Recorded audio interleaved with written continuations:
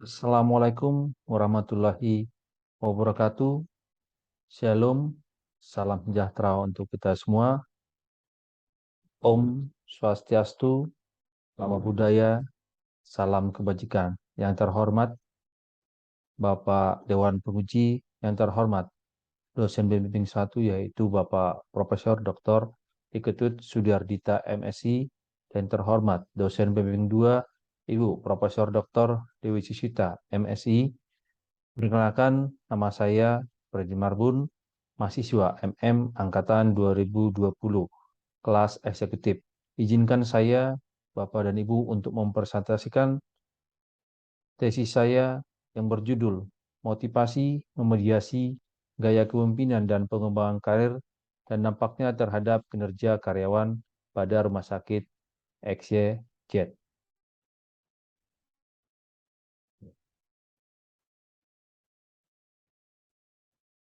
Pada proposal penelitian kali ini yang berjudul Motivasi, Memediasi, Pengaruh Gaya Kepemimpinan dan Pengembangan Karir dan Dampaknya Terhadap Kerja Karyawan pada Rumah Sakit XYZ terdapat 5 bab. Yang pertama adalah bab 1 pendahuluan yang terdiri dari latar belakang, perumusan masalah, tujuan penelitian, dan manfaat penelitian. Sedangkan bab 2 terdiri dari telak pustaka dan perumusan hipotesis. Sedangkan yang ketiga adalah metode penelitian. Bab keempat adalah hasil penelitian dan pembahasan, dan bab kelima adalah kesimpulan dan saran. Bab 1. Pendahuluan.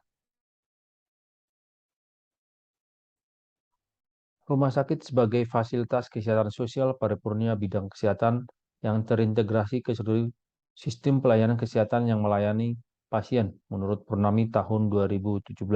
Pencapaian kinerja dalam sebuah organisasi sangatlah tergantung kepada kualitas sumber daya manusia yang dimiliki, di mana kualitas sumber daya yang dimiliki tersebut sangatlah dibutuhkan, di mana semakin tinggi sumber daya yang dimiliki, maka semakin tinggi pula suatu kinerja dalam sebuah organisasi atau di rumah sakit.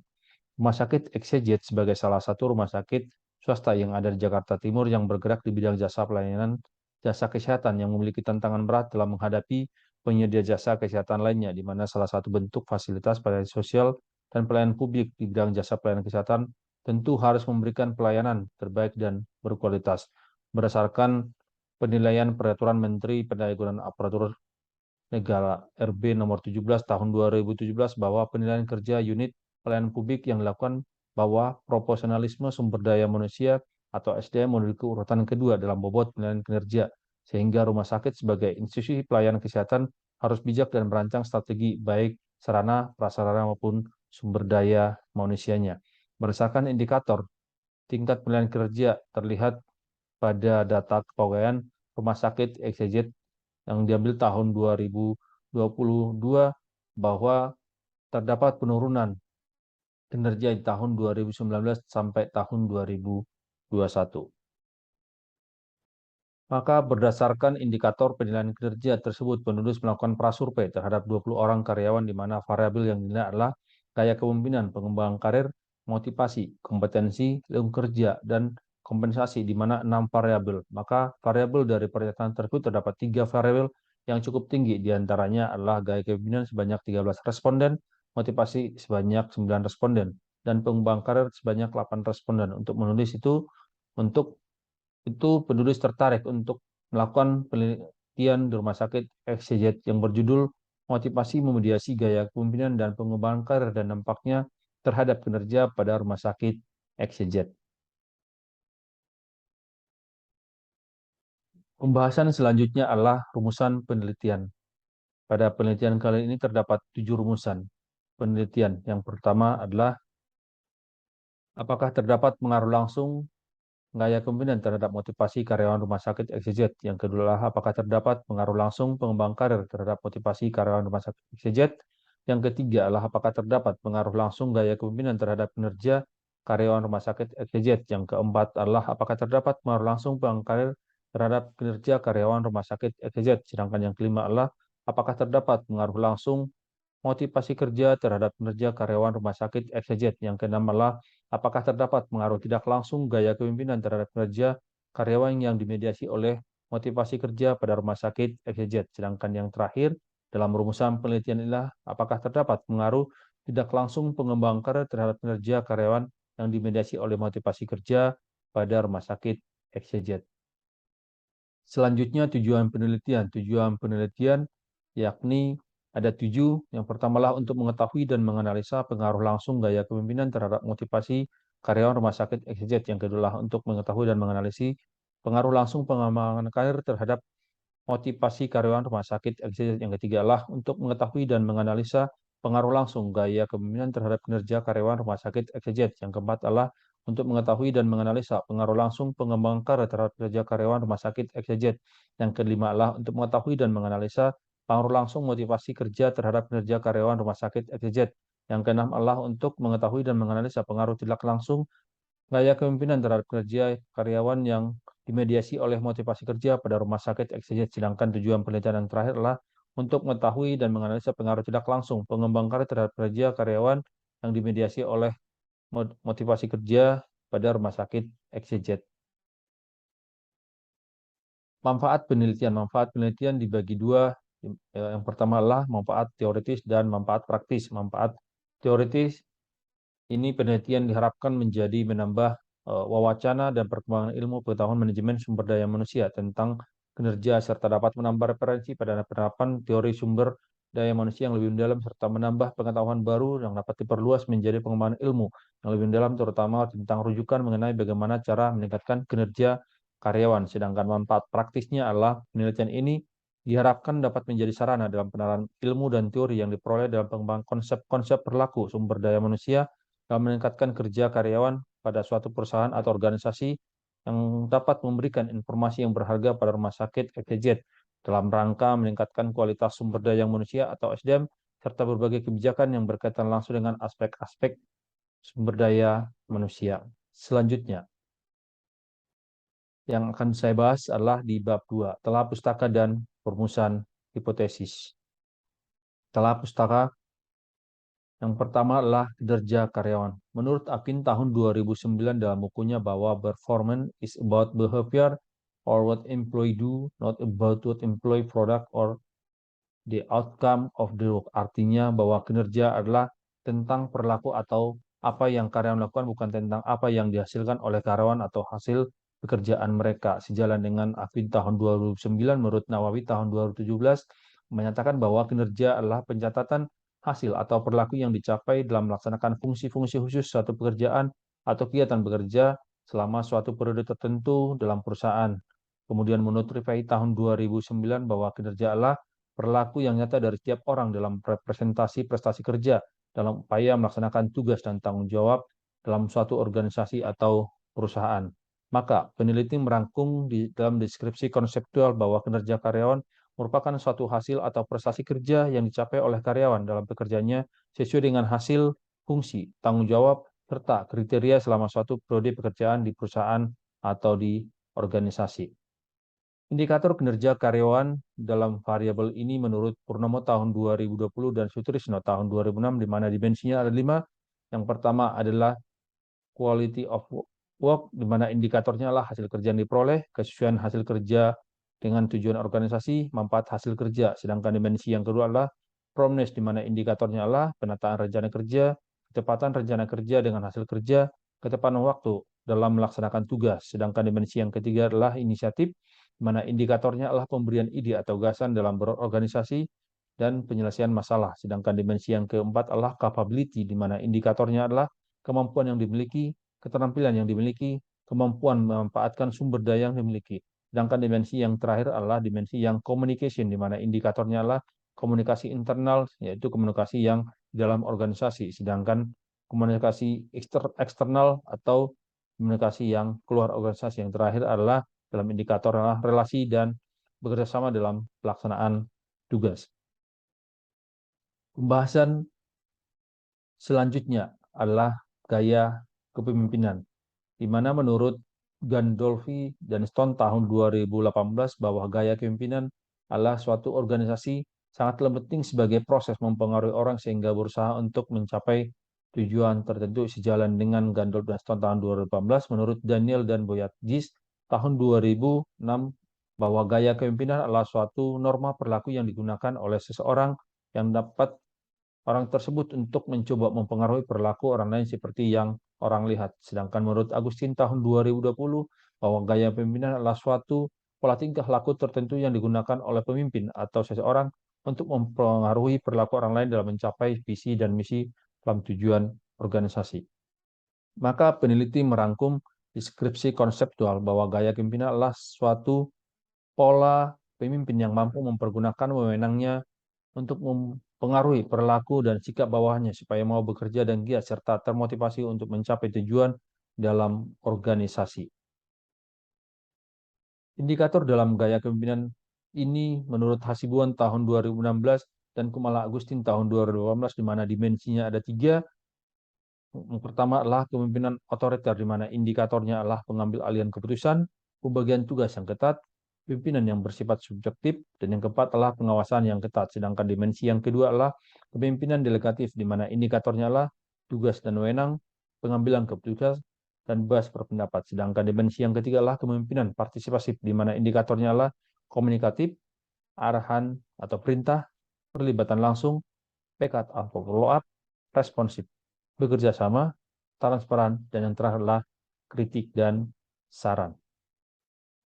Pembahasan telah pustaka yang ketiga adalah pengembangan karir. Menurut Mondi, tahun 2003 berpendapat bahwa pengembangan karir sangat berperan penting dalam memelihara angkatan kerja yang termotivasi dan yang berkomitmen. Sejalan dengan Mondi tahun 2003, menurut Dessler tahun 2010 menyatakan bahwa pengembangan karir juga dapat diartikan sebagai rangkaian aktivitas yang berkontribusi pada eksplorasi pemantapan dan keberhasilan dan pemulihan karir seseorang. Sedangkan menurut Mangkunegara tahun 2017, bahwa pengembangan karir adalah aktivitas kepegawaian yang membantu karyawan merencanakan karir masa depan mereka di perusahaan agar perusahaan dan pegawai yang bersangkutan dapat mengembangkan diri secara maksimal. Maka penelitian merangkum deskripsi konseptual bahwa pengembang karir adalah suatu proses dalam meningkatkan kemampuan seseorang karyawan untuk mencapai tujuan dan sasaran karirnya dalam suatu organisasi atau perusahaan. Indikator pengembang karir menurut Siagian tahun 2015 dan Sutrisno 2016 bahwa dimensi ada 5. Yang pertama adalah perlakuan yang adil dan berkarir, di mana indikatornya adalah tidak memihak, keputusan yang adil, pembagian tugas yang adil. Sedangkan dimensi yang kedua adalah kepedulian pada atasan, di mana indikatornya adalah dapat dipercaya, perhatian, ketelitian. Dimensi yang ketiga adalah informasi peluang promosi, di mana indikatornya adalah pemberian informasi adanya peluang promosi. Sedangkan yang kedua adalah persaingan kompetitif.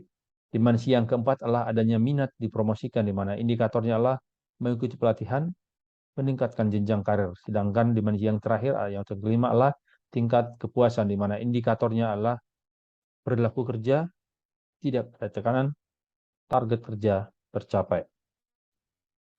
Selanjutnya, telah pustaka keempat, yaitu motivasi kerja. Menurut Robin tahun 2002 menyatakan bahwa motivation is the willingness to expand high level of effort for the purpose of the organization, which is conditioned by the ability of an effort to meet individual needs. Sedangkan menurut Ivan Šefiq, John et al. Tahun 2007 mengatakan bahwa motivasi kerja adalah seperangkap sikap yang mengarahkan, menggerakkan, serta menopang perilaku seseorang untuk mencapai tujuan bekerja.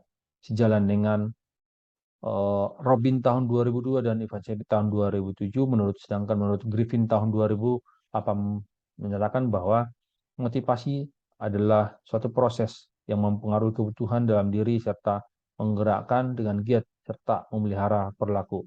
Maka peneliti menyimpulkan deskripsi konseptual di mana motivasi kerja adalah suatu proses di mana kebutuhan mendorong seseorang untuk menggerakkan serangkaian kegiatan yang mengarah tercapainya tujuan tertentu dan tujuan organisasi dalam rangka pemenuhan kebutuhan. Sedangkan indikator dalam motivasi ini adalah, dan menurut Avandi tahun 2018 dan Kadarisman tahun 2012, di mana terdapat ada 5 dimensi. Yang pertama adalah balas jasa, di mana indikatornya adalah fasilitas penunjang, upah, keselamatan, dan kesehatan. Sedangkan dimensi yang kedua adalah kondisi kerja, di mana indikatornya adalah lingkungan kerja kondusif, lingkungan kerja yang nyaman. Dimensi yang ketiga adalah prestasi kerja, di mana indikatornya adalah kualitas kerja, pengetahuan kerja, penyesuaian kerja. Dimensi yang keempat adalah pengakuan dari atasan, di mana indikatornya adalah mengenai pujian, koreksi, dan perbaikan. Dimensi yang terakhir atau yang kelima dalam indikator motivasi ini adalah pekerjaan itu sendiri, di mana indikatornya adalah dukungan dari rekan kerja, berkomunikasi dengan rekan kerja. Selanjutnya adalah perumusan hipotesis, di mana model penelitian terlihat dalam gambar, di mana variabel independen ada dua, yaitu gaya kepemimpinan atau yang disingkat dengan X1 dan pengembang karya yang disingkat dengan X2, sedangkan variabel dependennya adalah kinerja karyawan atau yang disingkat dengan Y, sedangkan variabel interveningnya adalah motivasi kerja yang disingkat dengan Z. Berdasarkan uraian kerangka teoretik, maka hipotesis penelitian adalah sebagai berikut, di mana hipotesis 1 pertama atau H1, di mana pernyataan terdapat pengaruh langsung positif gaya kepemimpinan terhadap kinerja karyawan, sedangkan hipotesis kedua atau H2, di mana pernyataan terdapat pengaruh langsung positif pengembangan karir terhadap kerja karyawan. Hipotesis ketiga atau H3, di mana pernyataan terdapat pengaruh langsung positif gaya kepemimpinan terhadap motivasi kerja. Hipotesis keempat, di mana pernyataannya terdapat pengaruh langsung positif pengembangan karir terhadap motivasi kerja. Hipotesis kelima, dalam pernyataannya terdapat pengaruh langsung positif motivasi kerja terhadap kinerja karyawan. Hipotesis keenam, di mana pernyataan terdapat pengaruh tidak langsung atau tidak langsung positif gaya kepemimpinan terhadap kinerja karyawan yang dimediasi oleh motivasi kerja. Sedangkan hipotesis yang terakhir atau hipotesis ketujuh dalam pernyataannya adalah terdapat pengaruh tidak langsung positif, pengembang karir terhadap kinerja karyawan yang dimediasi oleh motivasi kerja. Selanjutnya, bab 3, metode penelitian.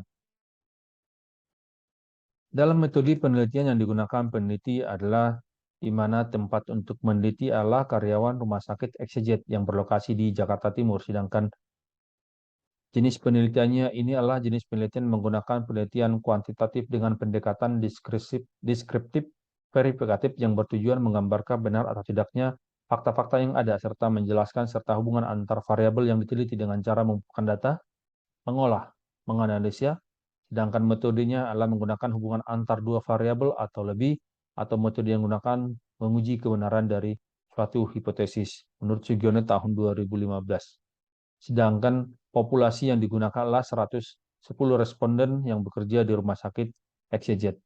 Sedangkan sampel dalam penelitian ini adalah menggunakan proportional random sampling, artinya bahwa pengambilan sampel dari anggota populasi dengan menggunakan cara acak tanpa memperhatikan strata dalam populasi tersebut. Selanjutnya adalah teknik analisa dalam penelitian inilah metode analisa yang dipakai dalam penelitian ini adalah komponen atau varian based structural equation model atau SEM dengan menggunakan partial least square atau smart PLS versi 3.0 PLS dengan menggunakan skala Ritter.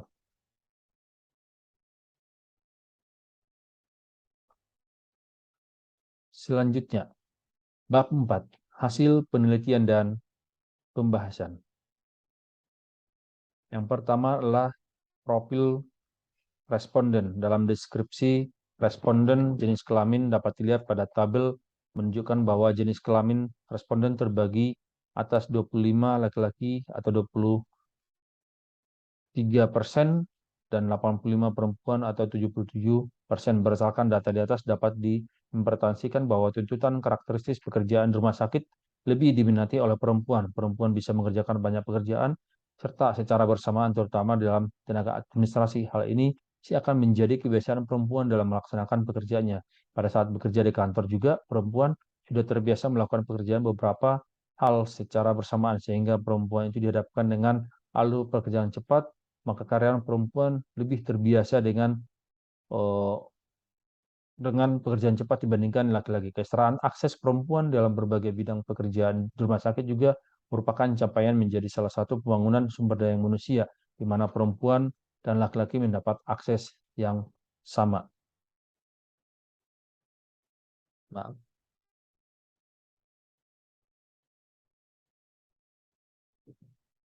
Deskripsi responden selanjutnya adalah deskripsi responden berdasarkan pendidikan, di mana deskripsi responden pendidikan pada tabel ini menunjukkan bahwa sebagian besar responden adalah berlatar pendidikan SMA, SMK sebanyak 38 orang atau 35%, di mana sementara anggota yang memiliki tingkat pendidikan S1 adalah 33 orang atau 30%, dan tingkat pendidikan D3 sebanyak 26 orang atau 23%. Dalam karakteristik pendidikan yang ada rumah sakit yang didominasi oleh tamatan SMA SMK adalah karena tenaga administrasi yang tidak berhubungan dengan tenaga kesehatan, di mana yang dibutuhkan dalam lulusan SMA SMK tersebut adalah mengolah admission rumah sakit atau tenaga administrasi, baik itu billing ataupun logistik yang berhubungan dengan administrasi rumah sakit.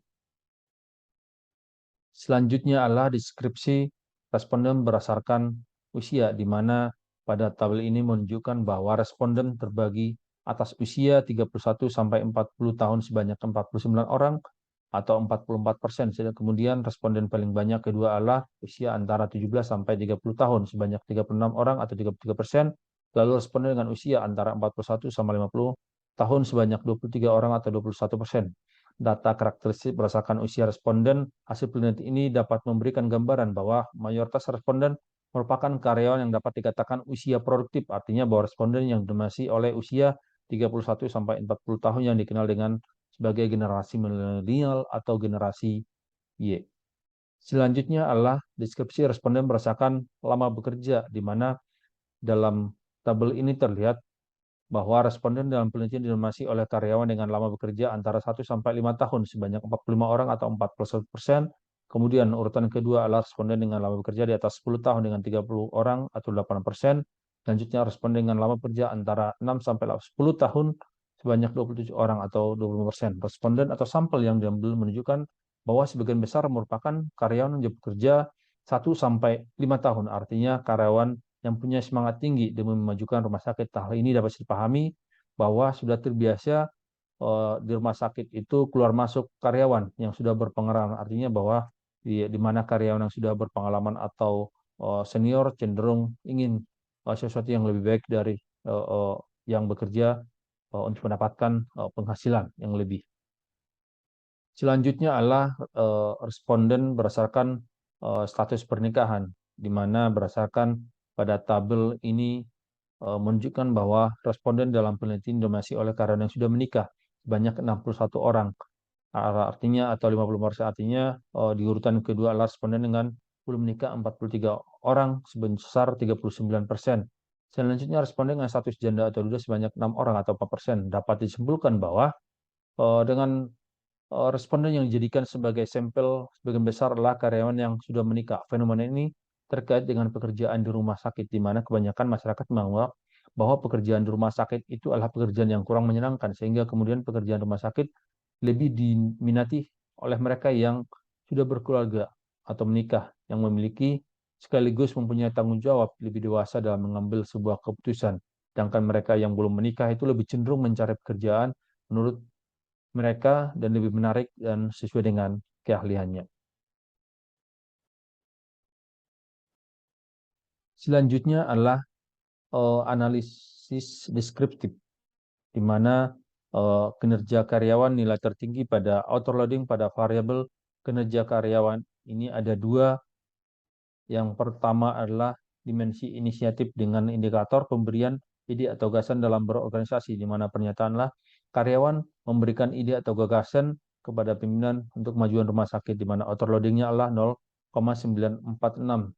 Sedangkan nilai tertinggi pada autoloading yang kedua adalah capability, di mana indikatornya adalah kemampuan memanfaatkan sumber daya yang dimiliki, di mana pernyataanlah karyawan mampu memanfaatkan sumber daya yang dimiliki dalam bekerja, sehingga overloadingnya 0,946. Nilai terendah pada overloading pada variabel kinerja karyawan ini yakni 0,829 pada dimensi communication, di mana indikatornya adalah relasi dan kerjasama dalam pelaksanaan tugas. Dengan pernyataan, karyawan menjalin relasi dan bekerja sama dalam pelaksanaan tugas. Selanjutnya, analisis deskripsi yang kedua adalah gaya kepemimpinan, di mana nilai tertinggi pada overloading pada tabel ini adalah pada dimensi kepemimpinan partisipasif dengan indikator adalah bekerja sama, di mana pernyataan pimpinan rumah sakit bekerja sama dengan para karyawan dalam melaksanakan pekerjaan dengan overloading 0,915. Nilai terendah pada analisis deskriptif gaya kepemimpinan ini yakni pada dimensi kepemimpinan delegatif, di mana indikatornya adalah pengambil keputusan. Pernyataannya bahwa pimpinan rumah sakit dalam pengambilan keputusan melibatkan karyawan dengan overloading 0,822. Selanjutnya, analisis deskriptif yang ketiga adalah pengembang karir, di mana nilai tertinggi pada overloading jatuh pada dimensi informasi tentang berbagai peluang promosi, di mana indikatornya adalah memberikan informasi adanya peluang dalam promosi. Dengan pernyataan bahwa karyawan memberikan informasi adanya peluang promosi kepada sesama teman atau karyawan, di mana overloadingnya adalah 0,948. Nilai terendah pada overloading analisis deskriptif pada pengembangan karir ialah pada dimensi perlakuan yang adil dalam berkarir, di mana indikatornya adalah keputusan yang adil. Dengan pernyataan karyawan menerima keputusan yang adil dalam kesempatan promosi jabatan kepada karyawan dengan overloading 0,792. Analisis deskriptif yang keempat adalah motivasi kerja, di mana nilai tertinggi pada overloading yakni pada dimensi prestasi kerja, di mana indikatornya adalah penyelesaian kerja dengan pernyataan bahwa karyawan dapat dengan cepat menyesuaikan diri dengan pekerjaan dengan overloading 0,933. Sedangkan nilai terendah pada overloading ini pada dimensi prestasi kerja dengan indikator kualitas kerja dengan pernyataan bahwa karyawan mendapat pujian atas kualitas kerja yang baik, di mana overloadingnya adalah 0,880.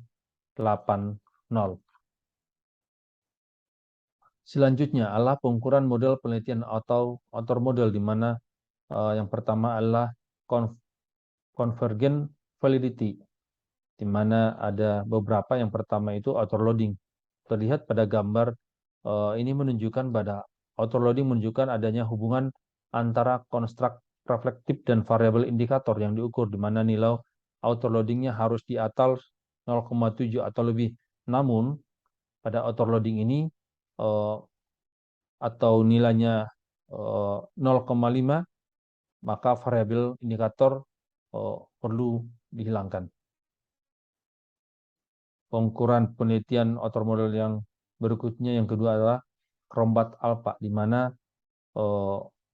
berdasarkan tabel di atas nilai Crombat alpha setiap variabel dalam penelitian ini adalah di atas 0,7, artinya bahwa reliable. Maka dapat disimpulkan semua konstruk variabel dalam penelitian ini adalah reliabilitas yang baik. Yang ketiga adalah average variance extra atau IV, di mana variabelnya dari gaya kepemimpinan, pengembangan karir, motivasi kerja, dan kinerja nilai terbukti lebih besar daripada 0,7 atau lebih besar dari 0,5, yang menunjukkan bahwa konstruk variabel telah terbukti memiliki tingkat reliabilitas yang tinggi. Yang berikutnya, yang keempat adalah pengukuran model outer model composite reliable, di mana variabelnya mulai dari gaya kepemimpinan, pengembangan karir, motivasi kerja, dan kinerja. Pada tabel ini disebutkan bahwa nilai-nilai tersebut terbukti atau lebih besar daripada 0,7, yang menunjukkan bahwa konstruk variabel telah terbukti memiliki tingkat reliabilitas yang tertinggi, artinya bahwa composite reliable adalah reliable. Pengukuran model yang kedua adalah discriminant validity, di mana berdasarkan tabel di atas tingkat tiap-tiap variabel memiliki nilai konstruk yang lebih tinggi atau dari nilai dwelling pada konstruk variabel daripada 0,7, sehingga nilai yang lebih besar tersebut mengindikasi bahwa adanya kesesuaian sesuatu indikator untuk menjelaskan source dibandingkan menjelaskan konstruk lainnya.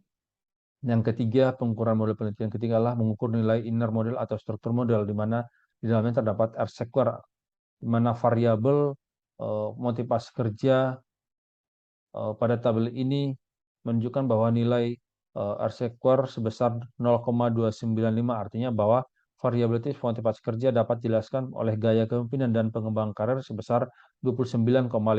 Selanjutnya, R-square untuk variabel kinerja sebesar 0,416, artinya bahwa variabilitas kerja yang dapat dijelaskan oleh gaya kepemimpinan dan pengembangan karir dan motivasi kerja adalah 41,6%. Pengertian dari koefisien R-square adalah semakin tinggi nilai R-square, maka semakin besar kemampuan variabel independennya.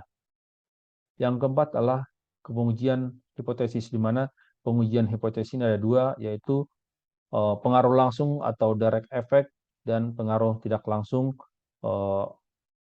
indirect effect, di mana pada PET coefficient gaya kepemimpinan ini ada pengaruh langsungnya ada 5, namun hanya satu yang original sampelnya di bawah daripada 1,96, yaitu pada gaya kepemimpinan terhadap motivasi kerja dengan original sampelnya 0,169 atau lebih kecil daripada nilai 1,96 dengan nilai statistiknya adalah 1,667 atau lebih besar daripada 1,96, sehingga value-nya adalah 0,096 atau lebih kecil daripada 0,005, sehingga gaya kepemimpinan tidak berpengaruh terhadap motivasi kerja.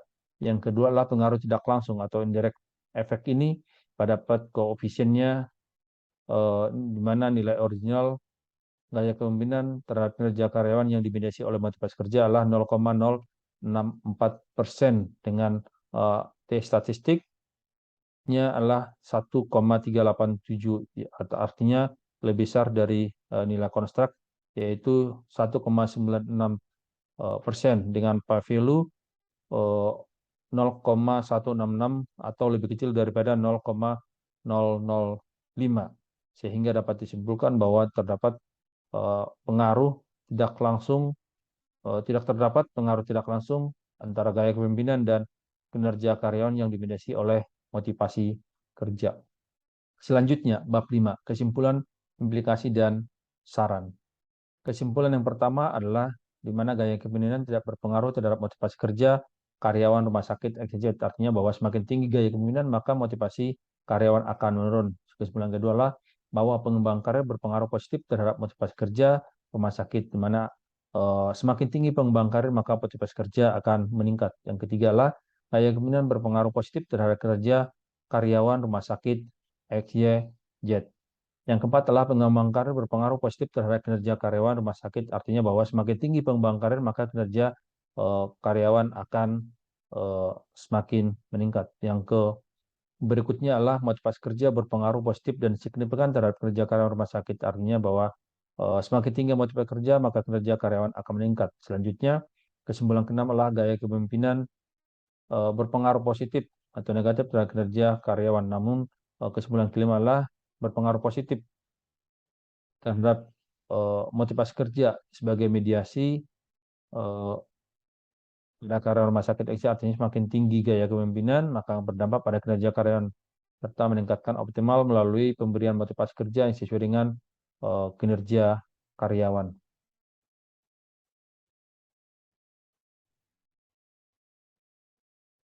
Selanjutnya adalah implikasi kebijakan, di mana implikasi kebijakan pertama adalah terkait dengan pengembangan karir berpengaruh terhadap motivasi kerja karyawan rumah sakit. Dari hasil penelitian dapat ditarik kesimpulan bahwa peningkatan motivasi kerja karyawan rumah sakit dapat melalui peningkatan pengembangan karir karyawan rumah sakit. Yang kedua, implikasinya adalah kebijakan yang dijalankan oleh manajemen rumah sakit terkait dengan hasil penelitian menyatakan bahwa motivasi kerja berpengaruh terhadap kinerja karyawan rumah sakit.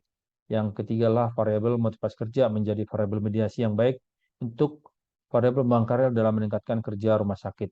Yang keempat adalah implikasi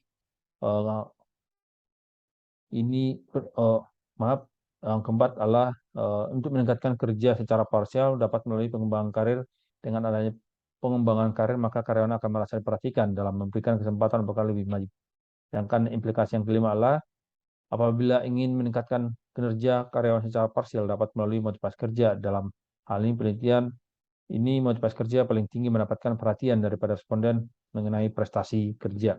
Implikasi yang keenam adalah implikasi adanya pengaruh gaya kepemimpinan terhadap kerja dengan motivasi variabel mediasi dengan gaya kepemimpinan yang diharapkan saat ini akan dapat meningkatkan motivasi kerja karyawan yang pada akhirnya adalah untuk meningkatkan kerja karyawan. Implikasi yang terakhir adalah pengembangan karir di mana berpengaruh terhadap kerja apabila di sana melibatkan motivasi kerja sebagai variabel mediasinya. Saran bagi karyawan dalam hal ini adalah merupakan ujung tombak bagi karyawan, merupakan ujung tombak bagi jalannya organisasi termasuk rumah sakit, di mana karyawan mempunyai kinerja yang baik tentunya akan membawa dampak positif terhadap organisasi dalam organisasi rumah sakit XYZ. Sedangkan bagi pengambil keputusan diperlukan dorongan secara langsung pimpinan dalam hal ini mengambil kebijakan rumah sakit XYZ, di mana motivasi kerja sangat dibutuhkan karyawan dalam menjalankan pekerjaannya. Seorang pemimpin terkadang perlu memberikan pujian atau prestasi kepada staf atau kepada bawahannya supaya mereka termotivasi untuk melaksanakan tugas dan tanggung jawab. Sedangkan yang ketiga bagi peneliti selanjutnya adalah untuk dilanjutkan lebih mendalam mengenai hal-hal yang berkaitan dengan motivasi kerja dan karyan kerja. Dalam hal ini sebagai variabel lain sebagai pendukung yang dapat dianalisa dengan penelitian ini sehingga diharapkan dapat dihasilkan lebih maksimal dan objektif di kemudian hari. Demikianlah presentasi tesis saya yang berjudul Motivasi Memediasi Pengaruh Gaya Kepemimpinan dan Pengembang Karir dan Dampaknya Terhadap Kinerja Karyawan pada Rumah Sakit XYZ. Saya mengucapkan terima kasih kepada Dewan Penguji, Dewan Dosen Pembimbing yang telah memberikan kesempatan kepada saya untuk menjelaskan penelitian tesis saya ini. Assalamualaikum warahmatullahi wabarakatuh.